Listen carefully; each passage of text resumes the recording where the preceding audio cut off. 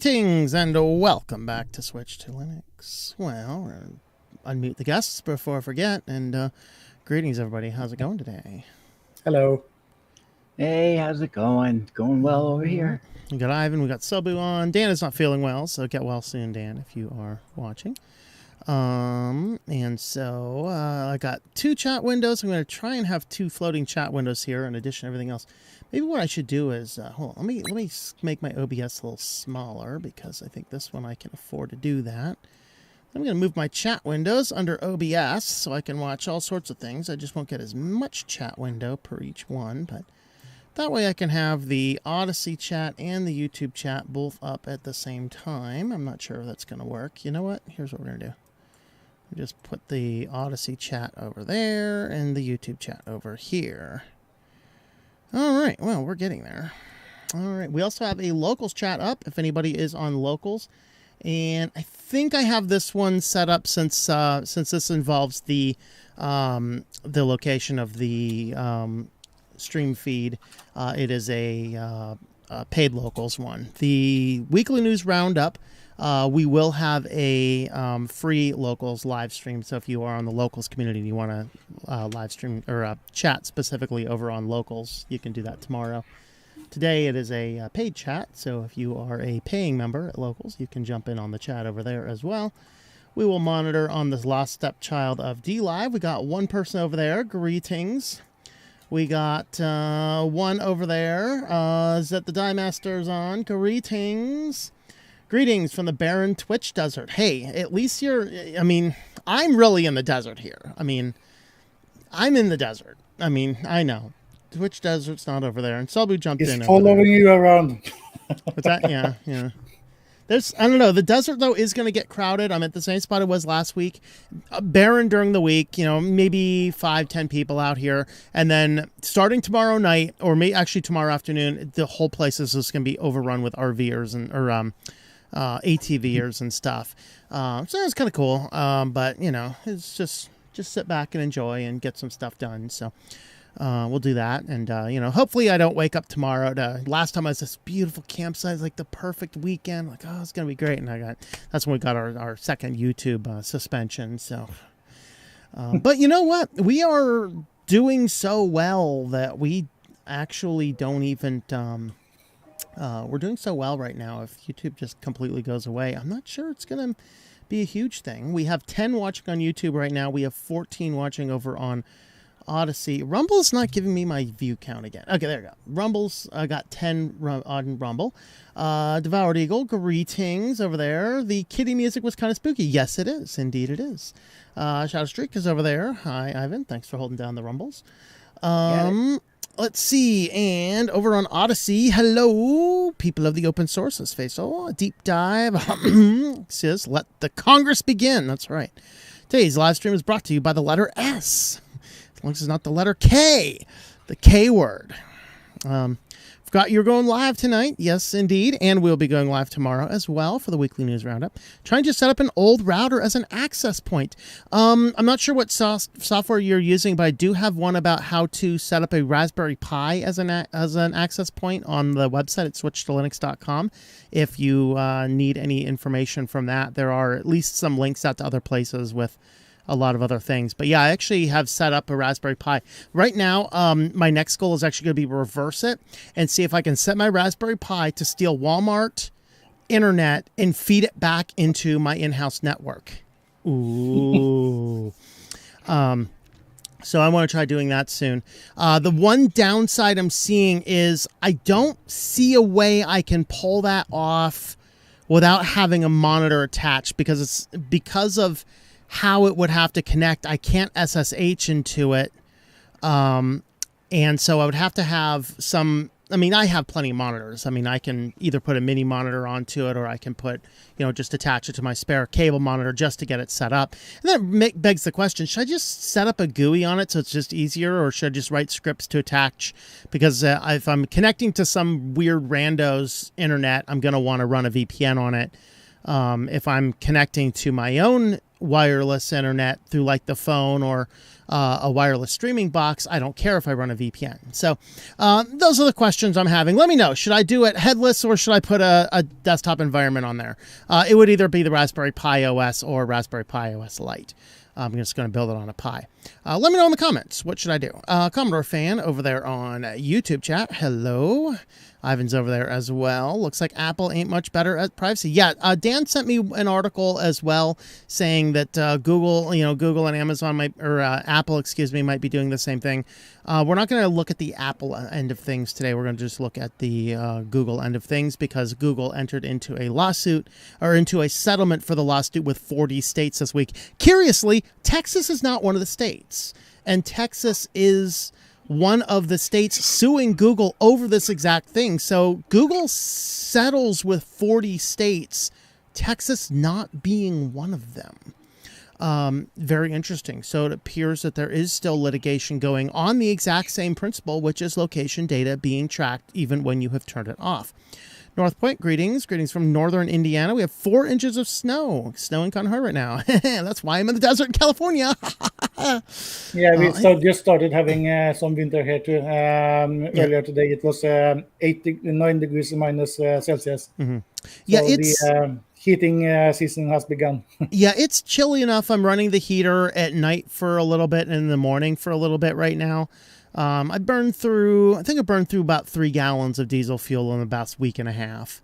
So not horrible. Pretty soon I'm going to head a little bit further east. The next city east from me is actually about 10 degrees warmer. And I don't recall, I was there in January last year and I don't recall actually running the heater at all. Maybe I did, but I can't remember. So I'll do that, but it's really nice here. And there's a really good church down the road. And so I'm just hanging out here for another couple days, maybe another half a week or so. Good time to mention, I believe, isn't next Thursday Thanksgiving in the States here? Yes, it should be. So there's no stream next Thursday. Right. I know we're all geeks. We don't really, have much else to do. The last thing you need is a Mountain Dew flavored with fruit cake. Someone has lost their nuts in the research part. Yeah, that will be in the Sillyville tomorrow. For all you computer geeks that suck down Mountain Dew, they came up with some pretty flavors. Need a multiple live stream lesson. Haven't figured that out using LMDE. Dakota, send me an email. I'll go ahead and get you some stuff. I would like to put up a tutorial. We were actually talking about that right before we went live today. Yeah, I'll probably put out a tutorial on that. Try Red Rock, Nevada. I was there last year, actually. I was in Valley of Fire for about a week and a half last year, and then I went to the wildlife refuge just north of Nevada, and then I went over to the Red Rock area for a little bit. Or in the Quartzsite area, not right now, but I may or may not be heading that way sometime soon. Oh, I got something in my eye. Yeah. Eventually, I will make it to Quartzsite this year. Big thing, because I'll need to make new accounts to spam you with comments. Ooh, thank you. I hate fruitcake to begin with. Does anybody like fruitcake? No. Or is it just fruitcakes like fruitcake? Anybody like fruitcake? Do not like. Do not like Sam I am. All right. Yeah. I don't think I know what that is. Or at least I don't know the Norwegian name for it, so I don't know whether I like it or not. Oh, Uncle Bonehead does thank you. I was completely about to do this. He says, don't put Ready Whip on the Raspberry Pi. I was so totally about to do that. Thanks for telling me. Ivan is a fan of the headless. I agree. Yeah. The problem is I'm going to have to attach it to a monitor anyway. Yeah. I may as well use a desktop environment just to make it easier.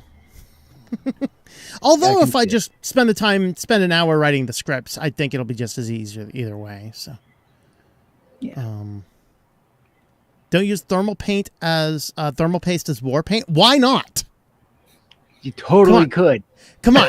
It is like diamond laced war paint. Come on, that's epic. It's dry berry cranberries. Most of the fuel pumps in my town have the bags on them. We ran out of fuel. Oh, yikes. Yeah, well, we have fuel here in Indiana. Yeah. Let's see. Question on Fedora. During the last update, asked me to use best allow erasing argument for upgrade and delete the package Qt5 web engine free world. Is that bad? If it's asking you to do it in the update system, probably not. I'm not familiar particularly with that package is. You guys know what that package is specifically? Qt5 web engine free world. Haven't worked with it. I wouldn't know. Yeah. I mean, I'd look up the package. Likely, it's like Arch. Are those ghosts passing by again? Yeah, yes. Ghosts are passing by again. In Arch, it's oftentimes you'll see it wanting to remove one version of a package to put a different one on. So that's probably what it is my guess. All right, let's go ahead and get into our topic. So, of course, as we mentioned earlier, Google entered into a settlement with several states, and they are going to be paying about $400 million to 40 states for a privacy settlement. So this goes back to 2018 when the AP released an article saying, hey, Google is collecting data even when you have things turned off. Now, Google comes back and says, well, this is something that was out of date. Now, the reporter said old documentation, whatever else. I'm not sure I agree with that. I think what they meant to say is old hardware. Remember, if you buy the burner phones and stuff from Walmart and things, you really can't update those. And so if you had old versions of applications, even though the newer versions of the applications would have fixed this, whether it was a bug or whether it was intentional, we'll let the tinfoil hat in us suggest it was probably intentional. But if whether it was intentional or not, if they had updated the applications, but you were stuck in an old device, it could still be collecting all the data, even though you have things turned off. That's what the lawsuit alleged. Now, curiously, Texas is also suing Google over this exact same thing, but they are not listed in the 40 states that have come to the settlement. So allegedly, Google still has a settlement out there in Texas, even though 40 other states have all resolved the issue. So allegedly, what this has to do with is Google collecting data to sell the data, primarily using it for location-based ad targeting, is what the lawsuit alleges.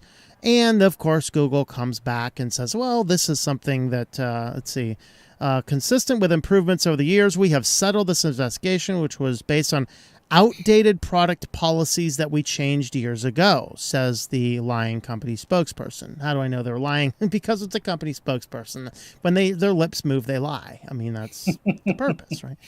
Obviously, that's facetious. That's a joke. But anyway, so location tracking can help companies sell digital ads to marketers. The biggest problem with it is that when you have location data being collected in this manner, it's too easy to track down where somebody lives. You can say, well, it's de-anonymized data. Yeah, but if you know exactly where they are every single night for 8 hours, you have a pretty good idea where they live, and it's very easy to reverse and search those records, establish stalking patterns, or things like that. And so there is a big concern with this. All right, I've been talking too much. What do you guys think? The first thing that came to mind about Texas not being part of the settlement, it could be, because I don't know the details of the case, but it could be that Texas has its own case, which is would obviously not be part of any future judgment in the case by a judge. So there's that. Mm-hmm. Okay. Ivan, thoughts? I was looking, I read the article and everything that I've seen. It just makes me want anytime I leave the house, just to shut the phone off, and I'll turn it on when I need to. Yep. And at the same time, I'm I see all the information about, or what they say about we delete anything about going to certain clinics or other locations and stuff like that. And I'm like, well, that's all well and good, but you could have all the data right up till you pull in, and when you pull out, and they can go, well, there's a gap right there. Guess where they went? And Yeah. so it just it's skivvy. It's like okay, so you're gonna leave your phone off when you go other places. So the only time the phone is on is when you're at your house, and the ghost is now asking you questions. All right, all right. And so when you leave your house, so then the phone is only on when you're at your house, so they always know where you are. Well, that's problematic as well. And so part of this is raising in question because of the Google geofence warrants. Some of this is raising question because of the location data. Some people are saying it's all about the marketing. This is so bad for marketing. It's like, yeah, targeting people with ads is the least of your concerns. That is, in my opinion, people running out with the ad targeting approach. Oh, we're not using it for marketing purposes. That is the Trojan horse to letting them into everywhere else, because there's 100 things you can do with information like that. Way, way worse than ad tracking. What do I mean by that? Well, ad tracking doesn't affect me a whole lot. I have too many ad blockers here. Like, I have an ad blocking system that blocks every known ad domain on my router, and then I have an ad blocker on top of that. I have that too. Yeah, and so it's just like, I'm not, you're not going to reach me with ads. And even if you do get an ad to me every once in a while, I am not seriously impacted by ads. A, I'm a minimalist. I don't want your crap. But B, when I start seeing ads all over the place, it just convinces me that's not the product I'm going to buy. If you start showing me the same ad, like to this day, I've told this story before, I'll tell it again. I will never, ever use AMSOIL. It's a synthetic, supposed to be amazing oil. I will never use it, because I was doing work for a client once who was an AMSOIL representative. And so he had an automotive shop and he sold AMSOIL. So he gave me his links to his AMSOIL account so I could go in there and grab the code, whatever they needed to drop on the website to link in, whatever else. And so when I get in there, since I did this, I was still on Windows, and I've never used Google Chrome, actually, other than small, brief testing snippets here and there. But I'm using Firefox, whatever else. I'm using Google.com, using all those types of things. And, probably, I don't think I was logged into, I never really logged into Google accounts and things like that. But after going to this AMSOIL site, I saw nothing but AMSOIL ads everywhere across the internet. And it's like, no, I'm never buying AMSOIL. Screw you. Like, contextual ads are fine. Like, if I'm looking up, reviews on headphones, show me ads for headphones. Clearly, I'm interested in headphones. But to say, oh, this is this guy. Let's go get him. Oh, he came over here. Let's go get him. Oh, he came over here. Let's go get him. No. If you are involved in that type of marketing, I am not buying your product, period. They should do in the online advertising as they do in the offline world. If you go into any car dealership or in any specialized shop, they have boards and so on the walls and in the windows for things that they actually sell in that particular place. So if you go into any car dealership, they will have boards of or flyers, pamphlets of all kinds of types of car that the dealership is selling.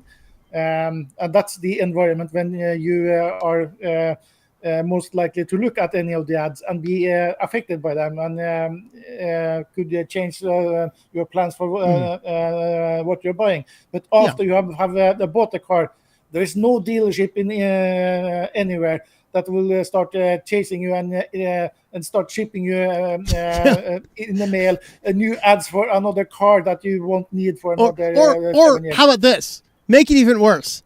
You go to Walmart and the used car dealers chase me out. Yeah, I got a car for you. I got a car for you. You leave Walmart. You go over to Subway. He sits on the table next to you. Can I show you a car? It's like, dude, you wouldn't put up with that crap. Why do we put up with it on the internet? Yeah. But contextual ads, right? So I go and get an oil change, and I see they have an ad up there. Windshield wipers. Like, well, I need windshield wipers. Perfect place for an ad. They sold some windshield wipers that day because I knew I needed windshield wipers, And as a matter of, am I going to remember it next time I go to some store or whatever else? I'm like, you know what? Just have them put the windshield wiper on. I don't have to mess with it. So that's the time that it makes most sense. All right. Why is that window open? All right. Let's go ahead and have a look at the details of what this came up with. So Josh Stein, Attorney General, is this South Carolina, I believe? North Carolina. So they had the best overall breakdown of it.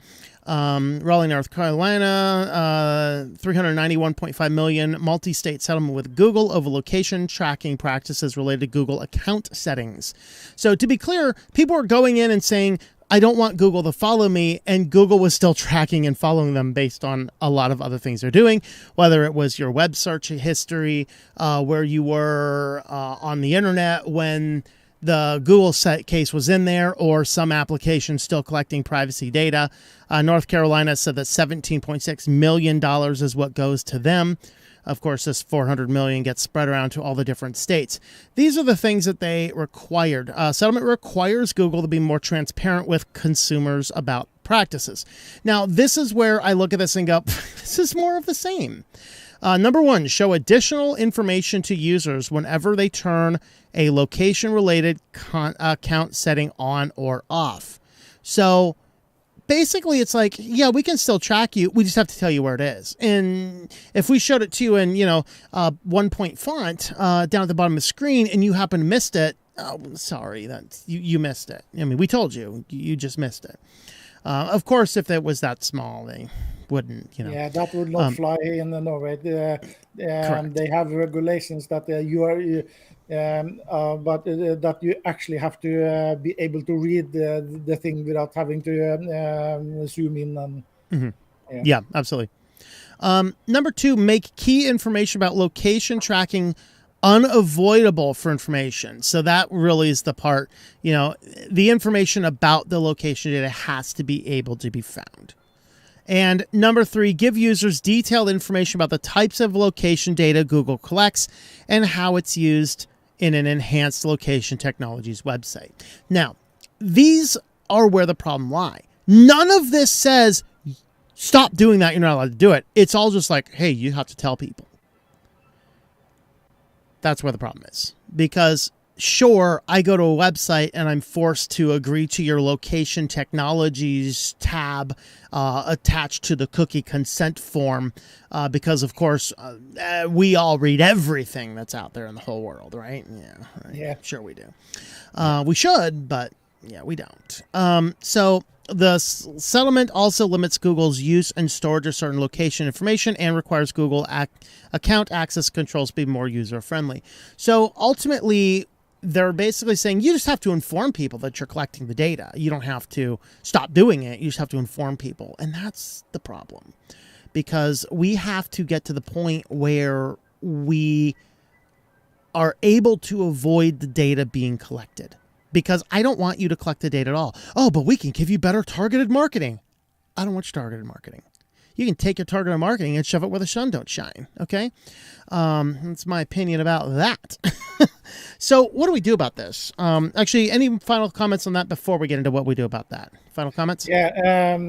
The one thing that they should do is that if they have a switch that says turn off ads or turn off targeting, the thing actually has to do what it claims to do. Mm-hmm. Yeah. I agree. All right, so what do we do about it? First and foremost, if you are stuck on stock devices, you can't mod, root, whatever else, the best thing you can do is keep all location services off at all times on every application. Now, since this started in 2018, it's been getting better and better and better. Now to the point where current Android devices will have more fine-tuned location services going on. And so with that being said, make sure you're going in there and turning off everything.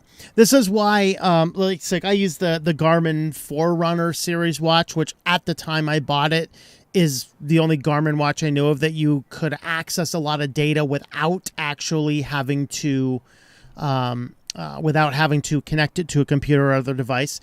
Other Garmin products not only do you have to have the app on the phone, but you have to have location services on the phone. You have to give them a phone number. Yeah, it's like, no, I'm not doing all of this crap. I'm not interested. I just want the stupid watch to turn on and tell me my heart rate right now, you know?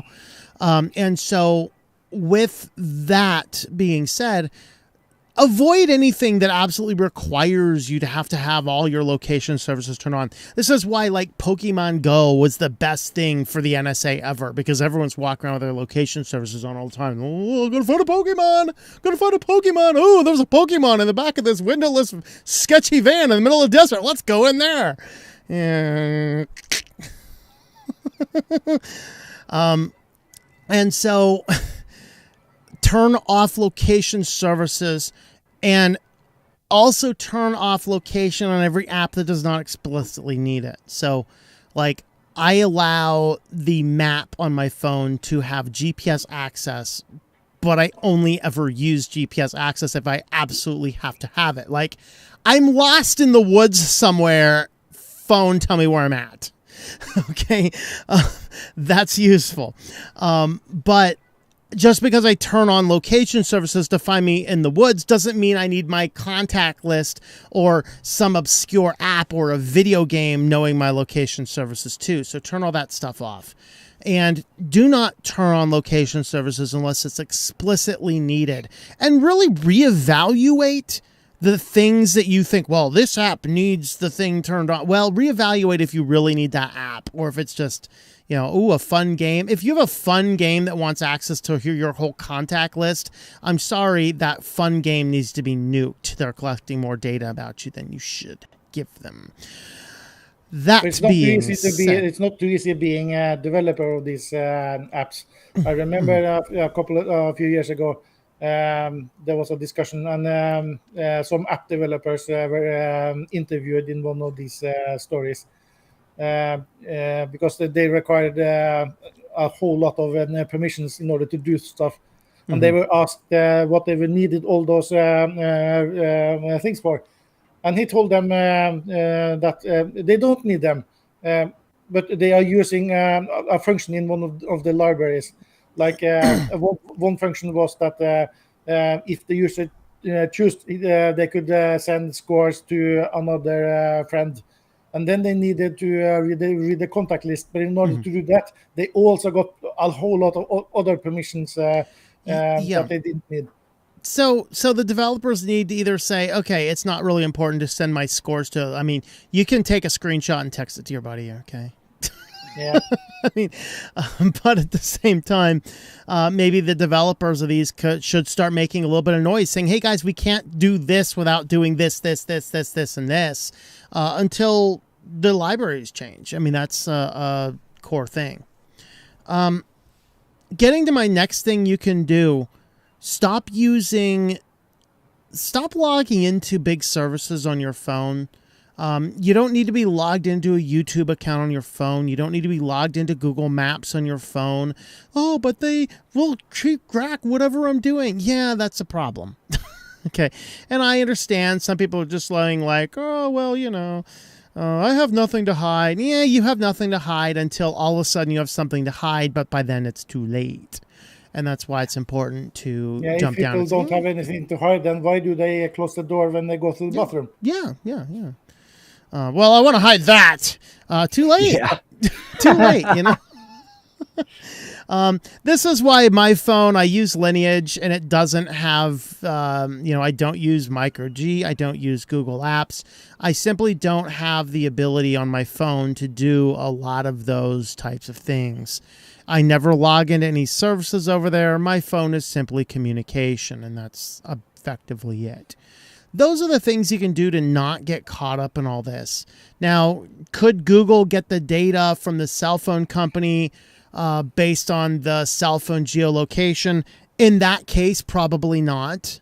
The cell phone company could know location, but what other information do they have to tie that into a lot of things? And they're a little bit more regulated in what they can do with it. So if you're, there is some legitimacy there, in which case, yeah, you can turn your phone off. And if you are that concerned, though, you should also Faraday box your phone when you're transporting in between places. They might know where you are, point A to point B, but they don't know how you got there, Kind of like the uncertainty principle there, right? Any other comment we want to have about what's going on here?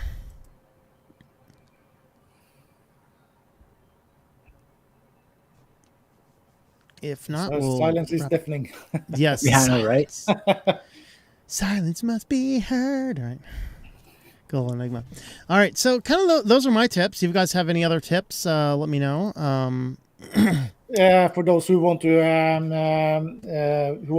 shield their phones from doing things, but some people actually find it a little difficult to turn off location and turn off wireless and turn off this and that. The data association that I'm a part of, every couple of years they have a meeting where people meet in a location that they agree upon, and they have a sewing session where they create their own fabric with Faraday quality. And whenever you put a device in that, all radio communication stops just by putting it in.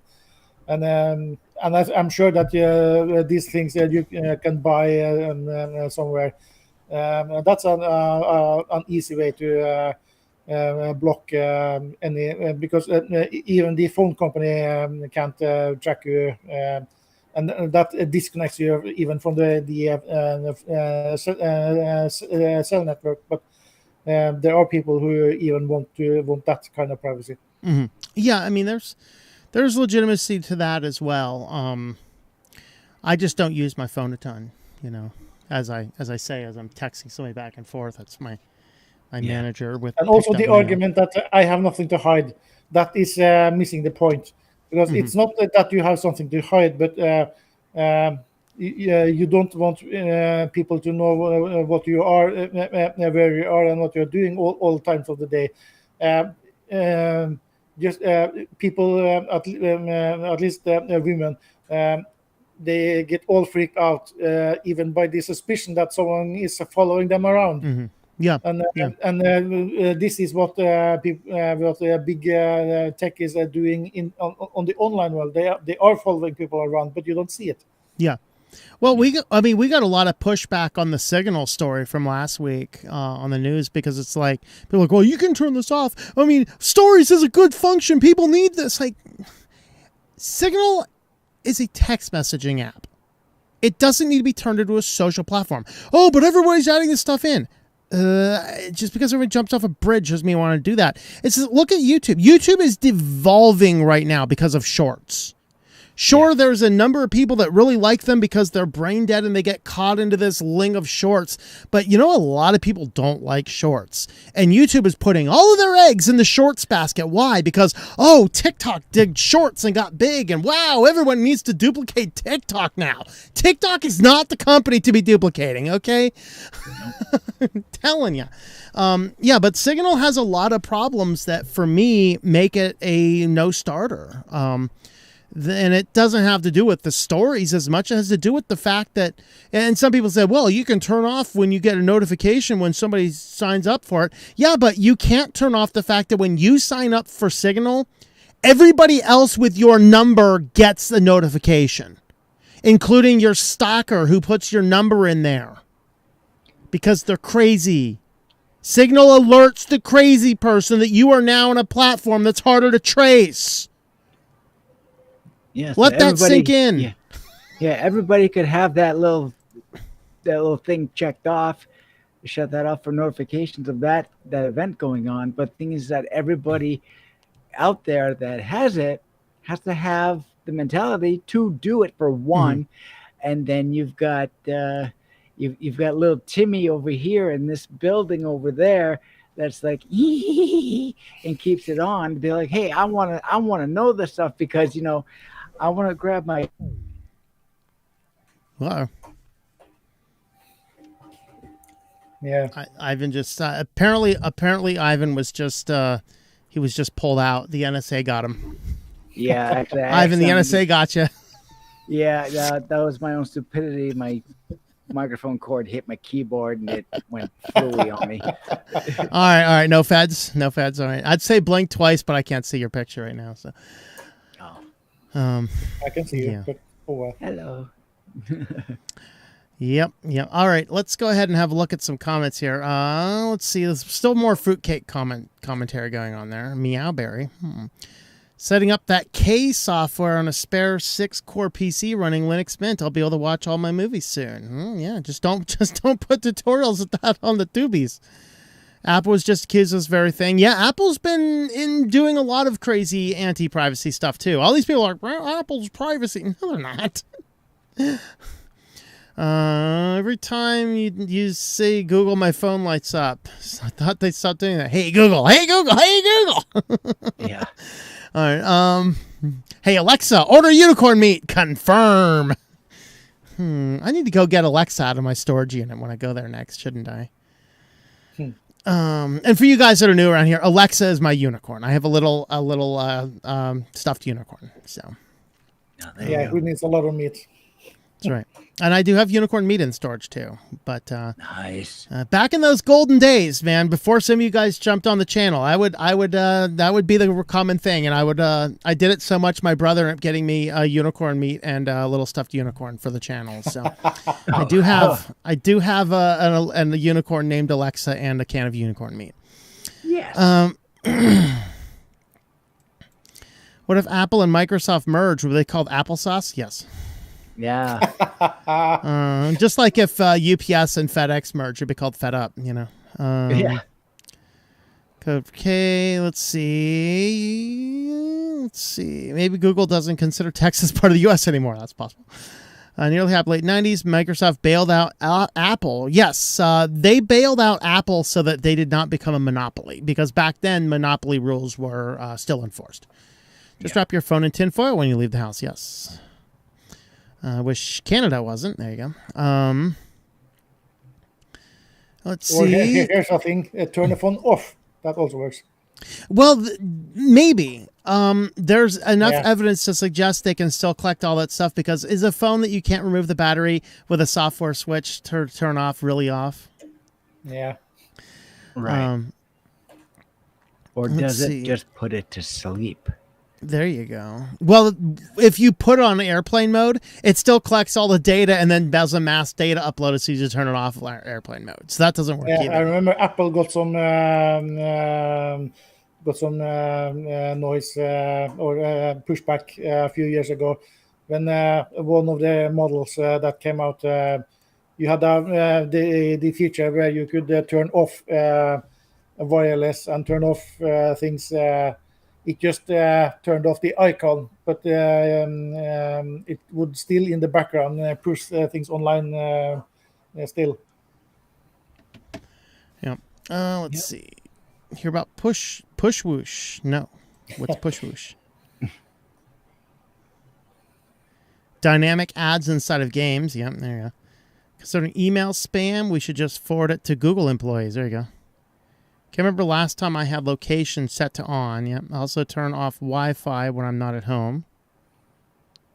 As per my phone, I only use text messaging calls or really not get targeted ads. Yep. Someone in the FBI has become even when I'm home. I have cables on all the three floors. Mm-hmm. I bet someone in the FBI has become a trillionaire by way of the Nigerian prince. There you go. Yeah, there's one comment on the tubies that Ivan's cable is fed. So need to find a cheap unlocked phone so I can stick Lineage on it. Look at the Pixel 3As. Which I believe might still be getting Lineage updates at this point. They are getting a little old, but they still have headphone jacks and no notch. And not only do they support Lineage, but they also support some of the other ones as well, like Graphene and such. Get a burner, no SIM, and use others' Wi-Fi's only. There you go. Guys, how y'all doing? We are doing well. Well, I'm doing well, Blackworm. I can't speak for everyone else, but you know.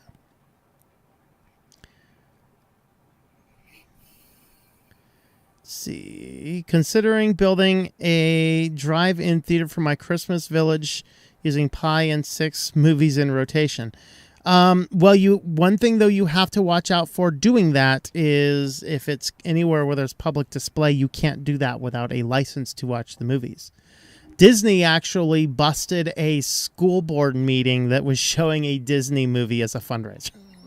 Oh. Yeah. Yeah, I remember Spain had some stupid corporate legislation for a period where if you were driving a car and you were listening to the radio or listening to some music, you were not legally allowed to open the windows without having paying a license fee in order to do that. All right, checking in on Odyssey chats. Let's see, YouTube. We have 17 over there watching on YouTube. We have 19 over on Odyssey. Let's see. Coffee time is my crime. You're back. Refresh up to date. Let's see. I'm a little behind on the. I guess I'm a little behind on all of them now, aren't I? Google can't sell access or provide services like Facebook to give your location data. That would be a huge breach of privacy. They do. Let's see. Use Debian 11 Fedora is not stable enough. I think it's pretty stable, but I don't know. Who remembers the urban legend Mountain Dew shrinks your bollies? I don't know. Is it an urban legend, though? Disable location tracking by default and then inform how to switch it on. Some would like to have it on for alibi purposes. There you go. Okay, that's fine. Hey, if you want to turn it on, let's enjoy yourself. But no. Isn't it sad, though, that we have to have a phone constantly tracking us for alibi purposes? What about this whole innocent until proven guilty stuff? You can't prove you weren't there. Right. Yeah. Yeah. No, I think you definitely have to be judicious with it to some degree. Yep. There was a search engine called Scroogle. Scroogle, I guess. Never heard of that one. Calyx OS, yeah, it's a custom ROM. You can create an anonymous Google account to use maps. Why? OpenStreetMaps works, but it doesn't do addresses well. Does the Scroogle search engine only show you high-paying results? Mm-hmm. There you go. One nation under blackmail. Of course, nice. Vladimir has to say that, you know. Acquire a bunch of burner phones. If they war against us using tracking war, I war against them back with salted and obfuscated misdirection. It's kind of like the guy we covered the story on the news a couple years ago. A guy got like 50 phones and put them in the back of a wagon and set it in the street so that Google Maps would route everyone else around in the street. That. Yeah, he was walking in around yeah. That was a neat hack. Yeah, Signal. I use Signal instead of Skype for mobile calls over the world. Let's see. Use Burner VoIP number for Signal. There you go. Another hack that I think that happened last year, where some guy in Russia figured out there was a flaw in the cab company's website, and this I don't remember if it was one of those modern app ones, and it sent 200 cabs to the same address, making a clog in the traffic. Mm-hmm. Let's see. Oh, the NSA just joined in. Hi, NSA. All of your data belongs to us anyway. Oh, hi, NSA. How's it going, man? We've got you. I know. It's I've been this is tech app for everybody. Yeah, you haven't been here since the last time you were here. I know. It's been. Who would have guessed? I'm going to turn my camera feed off here because I don't have a camera. All right. I don't know why I was trying to see it. Let's see. Sorry to be MIA so much, y'all. I caught part of the stream and I was like, oh, you know what? I've got a few minutes. So. Yeah, well, thanks for jumping on. We're just going through comments right now on Odyssey. We have a ton on Odyssey. I'll tell you, Odyssey's taking over the Tubies. It's blowing up. It's been we've been getting quite a bit more people watching on Odyssey than we had. So right now we have 22 on Odyssey and 13 on YouTube. We have 13 on Rumble. Let's see. Remember Fry's Ad Dream and Futurama? We're not that far from it. No, somebody explain to me what Ad Dream is. I mean, I've watched 1 or 2 episodes of Futurama, and I thought it was a horrible show. So yeah, I just started watching Futurama. Any Futurama guys here? Yeah, a little bit. I haven't watched it in a long time. Ad Dream, does that ring a bell? Not immediately because it's been so long. It's probably been like 8 years since I watched Futurama, but I'm gonna guess it's probably when he fell asleep and he started having these like fever dreams about all these different kinds of advertisements for things that he used to have in his old life, like before he was transported to the future. I think is what it was. Interesting. Couldn't swear to it though. Maybe I'll have to look that up. Mountain Dew is just Gatorade, but better.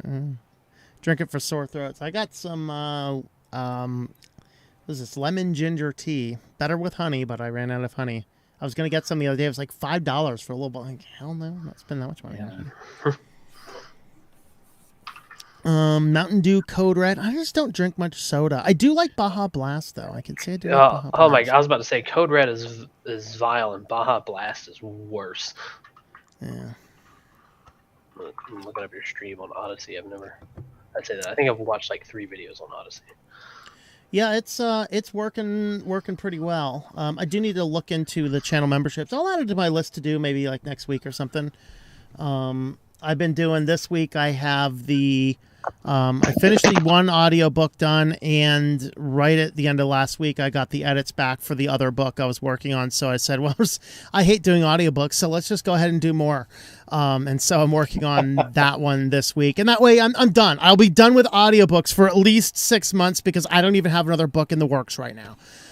Which is totally shocking for me to not have a book in the works. But, you know, I need to check to see if I have my notes for where I was going with Synaptology with me or not. They might be in storage, but we'll see. But I kind of want to do that book next, get another science fiction novel out, and then return back to the Christian stuff. Let's see. Your workflow is much like mine, Tom. It's like, oh, I hate doing this every day. I want to do it some more.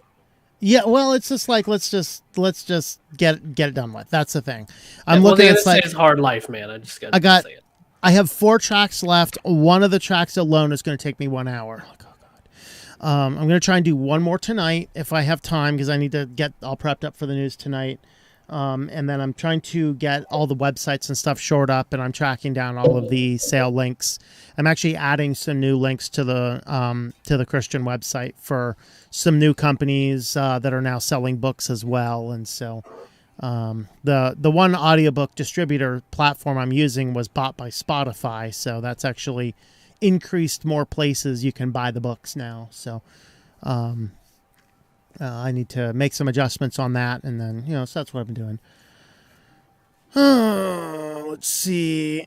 Don't watch them tube. All right. What's up? What's up with your writing thing? Oh, like the writing channel? I was going to do a couple videos this week, but I actually ran out of data for my data plan. And so it's like, okay, we're just not going to worry about it again. I'm going to try and have a video out next week.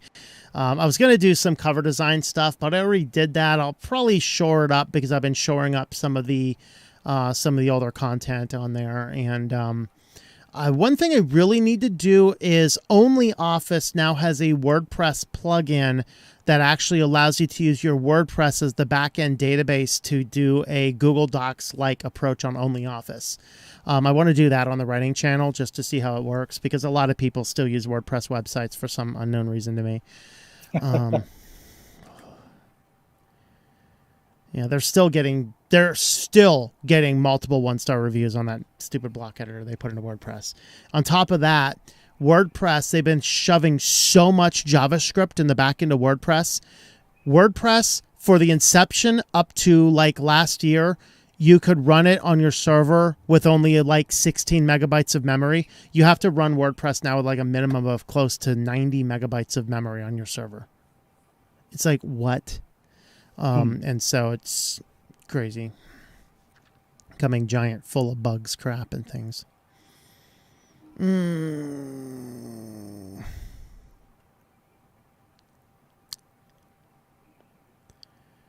see. Get all public domain movies. There you go. Yeah, you could show all public domain movies, and I guess some of the movies are starting to move in that direction, aren't they?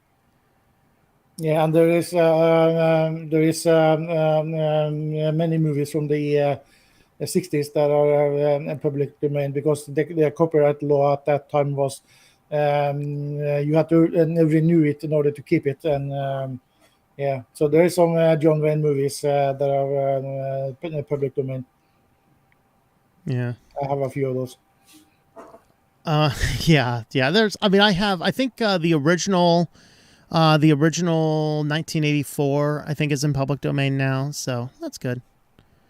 Let's see. People eating, yeah. I'm a member of PETA. People eating tasty animals. I'm gonna make some tacos as soon as we're done with our stream here. Oh, it's gonna be good.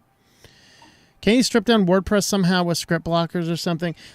So if you're doing custom theming, there's actually like a few lines of code you can put in your theme that completely blocks all of the modern crap they're doing.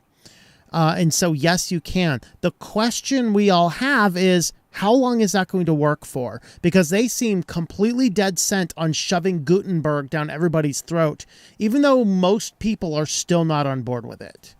Because it makes zero sense, because the whole selling point of WordPress is we're going to get you a website that is as easy to build as doing a Word document.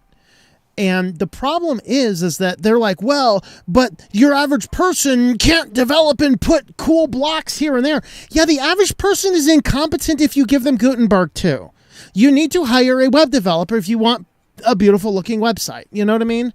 And so they're trying to do this because they're trying to be like, well, Wix, you don't need to do that and all that. It's like, no, your average person, your average business owner is not going to get a Wix site and use their free version and make this amazing site. It's going to look like an abomination that was spawned out of the 1990s high school somewhere. That's what your website's going to look like if you don't hire a professional. Trust me, I've seen plenty of them. I've built really good foolproof websites, given it to people, give them solid directions, and they become an abominable piece of trash in a short period of time. And you need to have somebody on staff for that. One of my clients is they wanted to, they're like, they had a change in leadership, whatever else. Like, we're going to get a good CMS system going in here. We're going to do all these things. Well, if you guys are going for the cheapest quote, trust me, I'm not going to be the one who's going to be managing your site at the end, because you're going to hire some low end spec person. It's going to be crazy.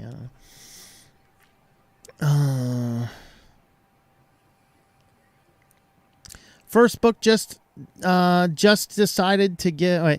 My first book just decided to give writing a try. Very good, man. Well, you can head on over to Writing Done Right. We are over on Odyssey now, and I have a ton of information there, mostly about the practical know-hows of getting published and things like that. I'm actually teaching at a writers' conference in July. I'll have more information about that coming up in the future, but. I'm actually, curiously, at the writers' conference, I'm actually teaching them how to leverage an audience with video platforms. Go figure. But I gave them a few different topics. Got to write for that video content, dude. I mean, it's a good thing. Well, that's the thing. That's why I sell more books than most people in the world. Even though most of the books that I write do not fit the content of Switch to Linux. And the content, it's kind of a niche market, let's be honest. It is, and to get a Christian channel really large and followed, you either have to be attached to some heretical megachurch or, All you have to do is just like put your do the whole like, oh, I see a name. Is there a Mary in the audience? Like that's prophetic. Mary's in the audience. I should put on a shyster persona for about a year, gather 1 million guys, and then bait and switch them into sound theology. That's what I should do. Yeah. God just told me I've been all wrong. Yeah, let's see. I've got another vision. I've been wrong the last year, guys. We're gonna do something different. I see it. I see it. Jesus, is that you? Yeah. All right. If you guys want to know where heresy comes from, right? There's an old, the old televangelist, right? Ernest Angelo. You guys remember this guy? I can do him perfectly. So just put your hand on my hand on the television screen in the name of Jesus. Demons be gone. You know. Yeah, there's an old movie that guy. Okay, that guy, Ernest Angelo. Marilyn Manson went to his church as a high school student. That's where that theology gets you. I'm sure that he is plenty believable. I would go to his church. Yeah.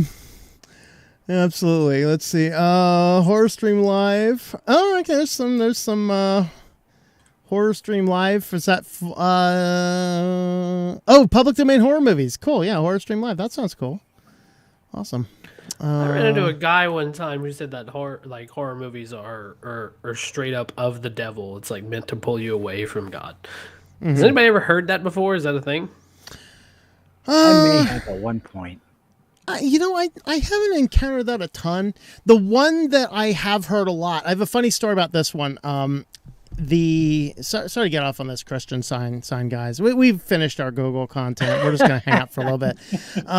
So there was an old adage, and it's made it through all the circles. You can just do some basic Google searches, you'll find it. Did I say Google searches? Bad. Yeah. Sorry. Do some basic internet searches. I haven't used the G word in that context in a long time. But they were saying, rock and roll music is of the devil, and everyone in the world quoted this Hit Parader magazine from 1978 as quoting, some say Ozzy Osbourne, and some people were saying it was one of the singers in Jefferson Airplane. There's some force inside of us controlling us, and I hope it's not Satan. And this is quoted all over the internet. You look it up, you'll find it all over the internet. So I'm like, okay, I'm writing a book on media entertainment, and I spent 4 years researching this book. It's called I Am Not Amused. And so I'm looking around and I'm trying to verify every reference we have. I've encountered this thing. I'm looking for this magazine for a long time. Hit Parader, of course, went bankrupt a long time ago, well before archives were put online for it. You couldn't find it in most places. I finally find someone on eBay selling a copy of the magazine for $10. I verify it's the one I need, get the copy of the magazine. Wouldn't you know it, you go right to that page. It's a guitar ad and like 3 lines of a paragraph about a Tom Petty article or something. It's like, yeah, Classic. These guys are all making it up. And one guy said it and then threw it out there and nobody verified it. And every Christian out there who wants to believe that heavy metal music is of the devil just quotes it and nobody verified it. Well, I verified that's not right. So I do have a fun story out of that. There is, but the problem is that some of these stories that we hear actually are true. As in, it is true. Yeah. My mother's husband told, and this happened to him when he was not a Christian. I think it was 10 years before he became a Christian. There were some stories about some records of, I think it was Led Zeppelin, but I'm not sure. There was a certain album of them. If you got to a certain place in one of the songs, if you stopped the record player and played it backwards with your finger, then you would hear a hidden message about something.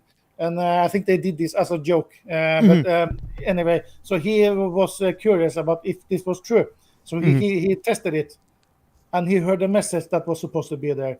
And it scared him so much that from that day forward, he threw away all his Led Zeppelin records and never heard them ever again. Yeah, some of the stories are true. Yeah, Led Zeppelin is actually a band with a lot of connections to the occult. I think it was Jimmy Page, in fact, even owns one of the libraries that was used by Aleister Crowley, and he used it to do an occult printing magazine. There was a lot of ties with Led Zeppelin and the occult. For sure. Tori Amos, there's a lot of connections with the occult. The one notably that does not actually have connections to the occult is Black Sabbath, which is one of the first bands to have all the occult symbolology. That story was interesting. They're going off to a concert in Switzerland. So they stopped somewhere along the way. I forget where. I think it was somewhere in Germany or whatever else. They stopped at a recording studio. They laid the tracks for their whole first album that they released. And then they went off to their concert. They did their thing for a few weeks in Switzerland.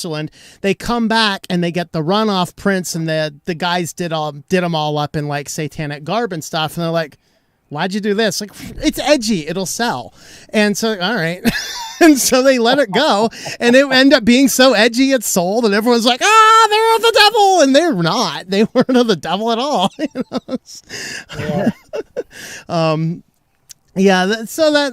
Those are interesting ones. Marilyn Manson, as we mentioned, he did actually have ties. One of his mentors was actually Anton LaVey, who was the founder of the Satanic Church. Excuse me. Okay, so there's a Satanic Church and there's a Church of Satan. I forget which one's which. There are two different organizations. I think it's the Church of Satan, the one in San Francisco. He considered him like his father figure and mentor and whatever else. So there's definitely enough to tie Marilyn Manson to Satanism specifically, but not Ozzy Osbourne. They were just, drugged out, drunked out rockers. So. Which I would say as a Christian is about as close to the devil wants you to get anyway. So. Let's see.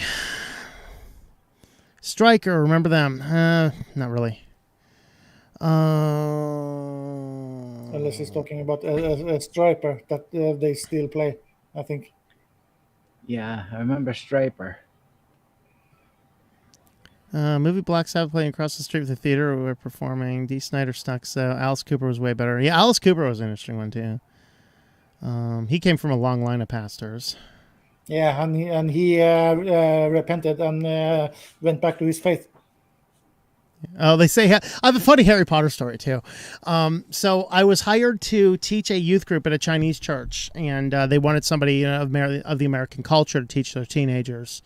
It was like deep Chinese church. All their services and everything was in Chinese, except the youth group. So they bring me in because they had a youth pastor for Sunday, but I was teaching Sunday school at my own church at the time. So I come in on Friday when the other guy had an obligation. So I'm teaching this Friday night course, and they're teaching the other guy's teaching the Sunday morning course. And so we get talking, and we're doing a lot of QA and stuff. They're like, what do you think about Harry Potter? Now this is, I think only the second Harry Potter movie was out. So was that Chamber of Secrets, I think, was out. And the thing you need to understand about that era of movies in the early 2000s, movies themselves were generally fairly dirty. There are a lot of hidden subliminal adult content. And so what I did in there is I answered, I said, yeah, there's some themes that are not necessarily good. But as far as Hollywood cleansiness, Harry Potter movies were very good. They didn't have a lot of subliminal sexuality. They didn't have a lot of innuendos. They didn't have things that, other than the witchcraft angle, a lot of people would have a lot of objection to as far as conscientious parents were concerned. So I frame it in that way, and the church is like, and they want to have a conversation with me about saying Harry Potter was good. I'm like, I didn't say it was good. I said it wasn't dirty. Yeah, there's a difference. But Harry Potter. I mean, I was a practicing white magician in my days. I have a lot of knowledge about that type of stuff. Harry Potter does not teach wizardry, witchcraft, any of that kind of stuff. Harry Potter is a satire of the British education system. Okay, that's what it is. And they're interesting films, but it doesn't have anything to do with real witchcraft or wizardry or anything like that. It's just interesting stuff. That being said, I mean, I don't know. There is the argument I think it's that the mostly Harry Potter universe opens kids up to being curious about the magic and wizardry and so on. Yeah, it's mostly fantasy. Yeah. See, which warrior? But then again, at some point, people need to learn about what is fantasy and what is real, and telling the difference. Yeah. Yeah, I mean, all of this being said, I also think that we have to be very careful about what we watch. But the problem a lot of Christians get into is we fall into either deep moralism or passive indifference. And you don't want to fall into either of those. You want to approach anything. There's certainly some movies that the average Christian should probably not watch. There are a lot of movies that many in your church say you should never watch, but are probably okay. Like, again, I have a book called I Am Not Amused, and let me pull up here in a minute. But I really did a thorough job analyzing the entire principle here, looking at what you should do, what you shouldn't do, and why as far as media entertainment. I'm not a person that says under no circumstances should you ever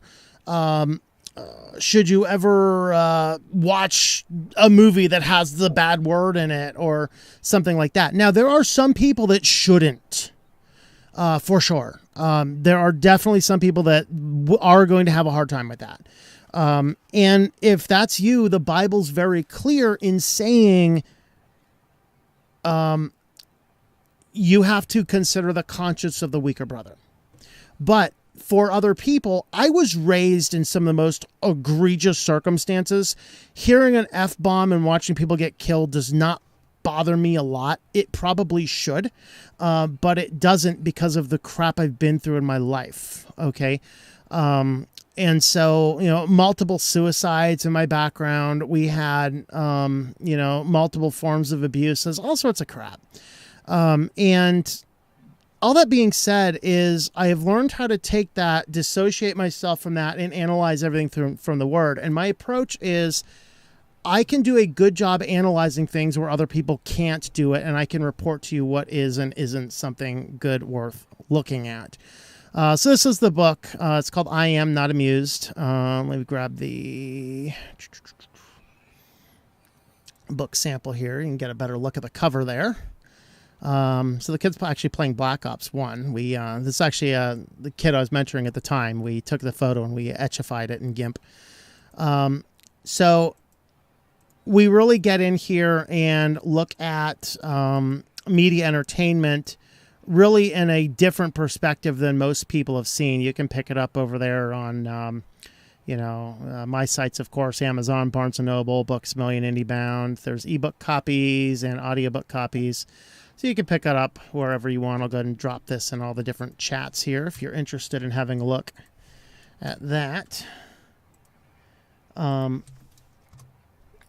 For the last 2 years on my previous job before I moved where I am now, I was the acting manager of the second-hand shop that I worked at. And in that, they have a section of books that people donate. And there is one author that we utterly refuse to carry. It's a Swedish author, Margit Sandemo, for those who know it. She used to write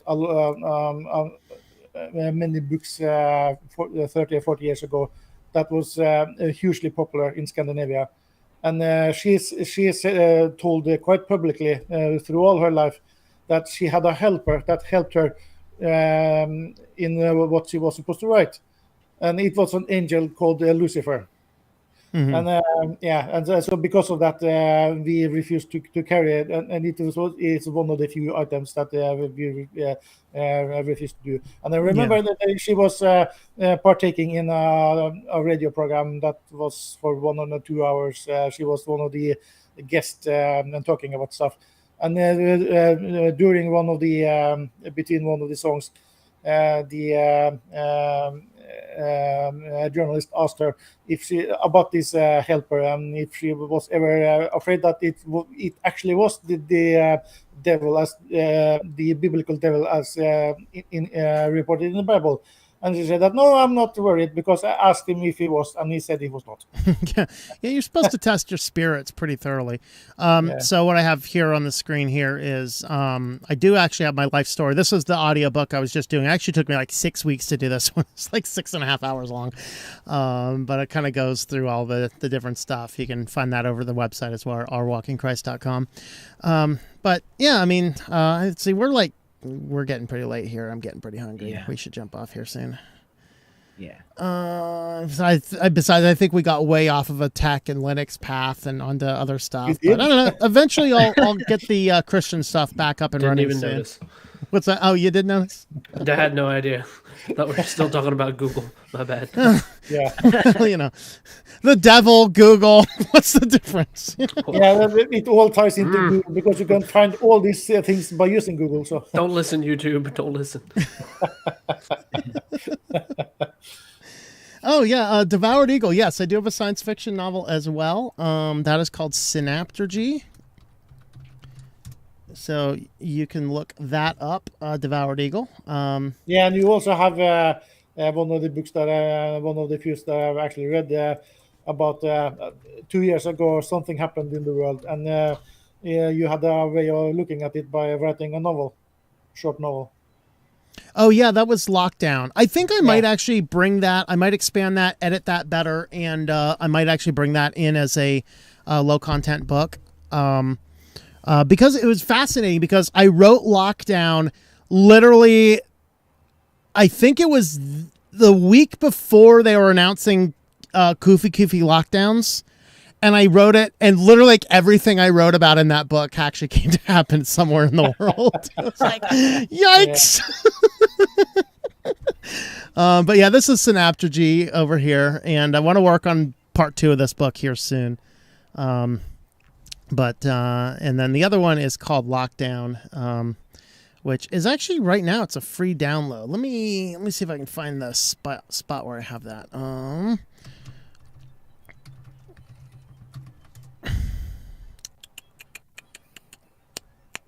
Yeah, I didn't edit it as well as I could. I need to update this page as well. Oh, yep. Yeah, you can just, there you go. There's Lockdown. Go ahead and drop that all the places you can find it. That one's not super edited. I think I wrote it in like 1 or 2 mornings and didn't spend a ton of time editing it and stuff, but I never charge anything for it either. It's just a free download. You can go ahead and grab that one too.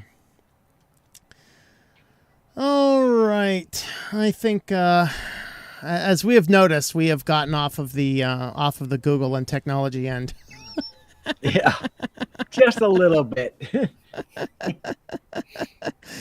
But hey, every That once in doesn't a happen while, again. every once in a while, we'll go ahead and do that. Yeah, I for a while I was doing a Thursday night live stream as well after this show. Eventually I might bring that back, if not live, at least bring because we just took a break of it because the audiobook was so intensive. Like, if you've never done an audiobook, it's like, it takes so much out of you. Basically you need to lay down the tracks and then go through and listen to the whole thing multiple times and copy and paste out every breath, every click, every accent on one of those. It just becomes this annoyingly intensive thing, and I just wanted to get it done. And so I got one more to do. I have 4 tracks left, and I'm done with audiobooks for at least 6 months. That reminds me, there's an actor in Norway, a highly skilled one, and he was asked to do a tour reading on a stage, the Book of Mark, just a reading.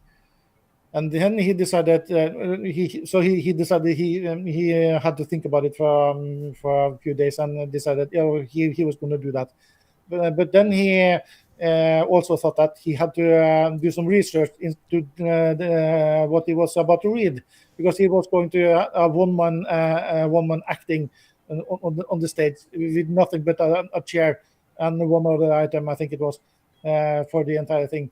And as part of studying this and doing the tour for, I think, 2 years, during at one part during those 2 years he was touring the country doing this, he became a Christian as a result of doing that.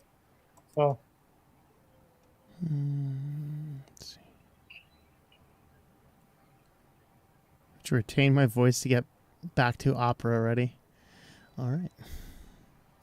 All right, guys, we're going to wrap up. Thanks for hanging out, everybody. And tomorrow, weekly news around up 9 o'clock p.m. Eastern Standard Time. Catch you guys then. Eat Take your care, everyone. potatoes.